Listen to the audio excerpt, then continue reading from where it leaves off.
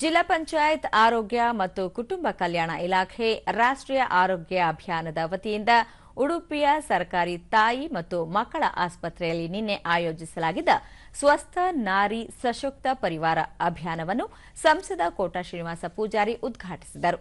ಕಾರ್ಯಕ್ರಮದಲ್ಲಿ ಶಾಸಕ ಯಶ್ಪಾಲ್ ಸುವರ್ಣ, ಉಡುಪಿ ನಗರಸಭಾ ಅಧ್ಯಕ್ಷ ಪ್ರಭಾಕರ ಪೂಜಾರಿ, ನಗರಾಭಿವೃದ್ಧಿ ಪ್ರಾಧಿಕಾರದ ಅಧ್ಯಕ್ಷ ದಿನಕರ ಹೇರೂರು, ಜಿಲ್ಲಾ ವೈದ್ಯಾಧಿಕಾರಿ ಬಸವರಾಜ್ ಮತ್ತಿತರರು ಉಪಸ್ಥಿತರಿದ್ದರು.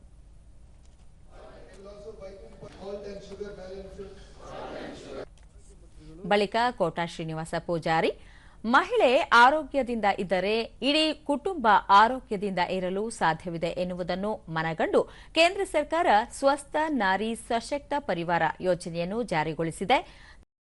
ಶೇಕಡಾ 50ಕ್ಕಿಂತ ಹೆಚ್ಚಿರುವ ಮಹಿಳೆಯರು ಆರೋಗ್ಯವಂತರಾಗಿರಬೇಕು ಎನ್ನುವ ಉದ್ದೇಶವನ್ನು ಈ ಯೋಜನೆ ಹೊಂದಿದೆ ಎಂದರು. ಆ ಹಿನ್ನೆಲೆಯಲ್ಲಿ ಎಲ್ಲ ಮಹಿಳೆಯರಿಗೂ ಕೂಡ ವೈದ್ಯಕೀಯ ಪರೀಕ್ಷೆಗಳಾಗಬೇಕು, ಆರೋಗ್ಯದ ಮಾನದಂಡವನ್ನು ಅವರು ಕಾಯ್ದುಕೊಳ್ಳಬೇಕು.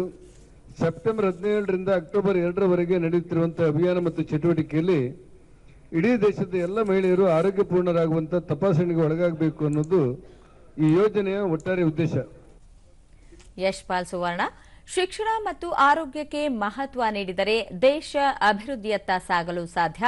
ಆರೋಗ್ಯವನ್ನು ಕಾಪಾಡುವುದು ಕೇವಲ ವೈದ್ಯಕೀಯ ಇಲಾಖೆಯ ಹೊಣೆಗಾರಿಕೆ ಮಾತ್ರವಲ್ಲ, ಅದು ಸಮಾಜದ ಪ್ರತಿಯೊಬ್ಬರ ಜವಾಬ್ದಾರಿ. ಕೇಂದ್ರ ಸರ್ಕಾರದ ಆಯುಷ್ಮಾನ್ ಯೋಜನೆ ದೇಶದ ಬಡ ಹಾಗೂ ಸಾಮಾನ್ಯ ವರ್ಗದ ಜನರ ಆರೋಗ್ಯ ರಕ್ಷಣೆಯಲ್ಲಿ ಮಹತ್ತರ ಪಾತ್ರ ವಹಿಸಿದೆ ಎಂದು ಹೇಳಿದರು.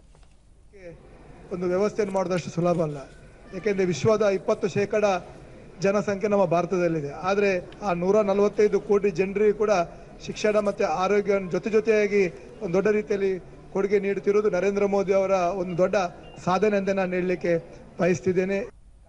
ಅಭಿಯಾನ ಕುರಿತು ಜಿಲ್ಲಾ ಆರೋಗ್ಯಾಧಿಕಾರಿ ಬಸವರಾಜ್ ಹುಬ್ಬಳ್ಳಿ, ಸ್ವಸ್ಥ ನಾರಿ ಸಶಕ್ತ ಪರಿವಾರ ಅಭಿಯಾನದಡಿ ಜಿಲ್ಲೆಯ ಎಲ್ಲ ಸರ್ಕಾರಿ ಆಸ್ಪತ್ರೆಗಳಲ್ಲಿ ಗರ್ಭಿಣಿಯರು, ಬಾಣಂತಿ ಹಾಗೂ ಅನಾರೋಗ್ಯ ಪೀಡಿತ ಮಹಿಳೆಯರಿಗೆ ಆರೋಗ್ಯ ತಪಾಸಣೆ, ಚಿಕಿತ್ಸೆ ಇನ್ನಿತರ ಕ್ರಮಗಳ ಬಗ್ಗೆ ಮಾಹಿತಿ ನೀಡಲಾಗುತ್ತಿದೆ ಎಂದು ತಿಳಿಸಿದರು. ಮಾಹಿತಿ ಕೊಡ್ತಾ ಇದ್ದೀವಿ ಪ್ರತಿಯೊಂದು ನಮ್ಮ ಎಲ್ಲ ಆರೋಗ್ಯ ಕೇಂದ್ರಗಳಲ್ಲಿ. ಆದ್ದರಿಂದ ಇದನ್ನು ನಾವು ಇದು ಅಕ್ಟೋಬರ್ 2ರವರೆಗೂ ಮುಂದುವರಿಯುತ್ತೆ. ಫಲಾನುಭವಿ ಅರ್ಚನಾ, ತಾಯಿ ಆರೋಗ್ಯದಿಂದ ಇದ್ದರೆ ಮಗು ಸಹ ಆರೋಗ್ಯದಿಂದ ಇರಲು ಸಾಧ್ಯ. ಈ ಕಾರ್ಯಕ್ರಮದಲ್ಲಿ ಗರ್ಭಿಣಿಯವರು ಅನುಸರಿಸಬೇಕಾದ ಆಹಾರ ಕ್ರಮ ಹಾಗೂ ಆರೋಗ್ಯದ ಬಗ್ಗೆ ಮಾಹಿತಿ ದೊರಕಿದೆ ಎಂದರು. ಮೂಡಿಸುವ ಕಾರ್ಯಕ್ರಮವಾಗಿದೆ. ನಾವು ತಾಯಿ ಆರೋಗ್ಯವಾಗಿದ್ದರೆ ಮಗು ಆರೋಗ್ಯವಾಗಿರುತ್ತದೆ. ಇದಕ್ಕಾಗಿ ಕೇಂದ್ರ ಸರ್ಕಾರವು ನಮ್ಮ ಮಹಿಳೆಯರಿಗೆ ಯೋಜನೆಯನ್ನು ನೀಡಿದೆ. ಇದಕ್ಕೆ ನಾನು ಆಭಾರಿಯಾಗಿದ್ದೇನೆ.